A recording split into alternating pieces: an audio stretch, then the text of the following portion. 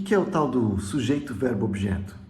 Essa é uma das partes mais fundamentais de uma língua. Quase toda frase vai ter um sujeito, um verbo e um objeto. Mesmo que você tenha uma boa noção, você está muito claro e muito capaz de reconhecer sujeito, verbo, objeto, pode aumentar muito a sua habilidade de aprender qualquer língua. Então, o que é sujeito, verbo, objeto? Você pode pensar em uma frase, qualquer frase, como se fosse uma cena de teatro. Quer dizer, ela tem um ator, pelo menos um ator, uma ação, e como tem uma ação, tem algo, alguém que foi acionado. O ator ou sujeito quase sempre vai ser um nome, tipo João Maria. Vai ser uma palavra que substitui o nome, que é o tal do pronome. Ele, ela, nós. Isso que o pronome faz, ele substitui o nome. Ou vai ser um substantivo, tipo o cara, a mulher, o cachorro, etc. E o ator é o que a gente chama de sujeito. A ação é o que a gente chama de verbo. É aquela coisa, o que é um verbo? Essas são as coisas que eu vejo que a gente mais lembra das aulas, né, de gramática da escola. Um verbo é uma ação, sim. O verbo, ele pode ser uma ação mais concreta, do tipo correr, ou pode ser mais abstrata, do tipo pensar.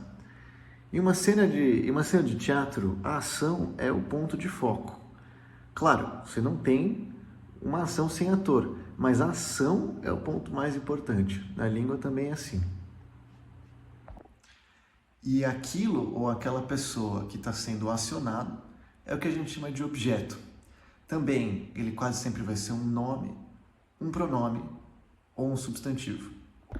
E é normal também, muitas frases vão além do sujeito, verbo, objeto. Elas têm também o complemento. O complemento é como se fosse o cenário em um teatro. Então, se você vai descrever uma cena, do tipo, um homem abriu a porta, você pode complementar. O homem abriu a porta na frente de um fundo com uma cortina vermelha. O homem abriu a porta em um dia ensolarado. Você está complementando a ação. Então, bom, pode parecer uma coisa básica do tipo, ai, teacher, eu já ouvi isso do sujeito, verbo, objeto. Sim, sim, sim. Aí acontece que quanto mais fluido tiver e com mais eficiência você conseguir rapidamente detectar o sujeito, o verbo, o objeto na ação, o ator, a ação e o acionado na frase, vai ficar muito mais fácil você aprender língua.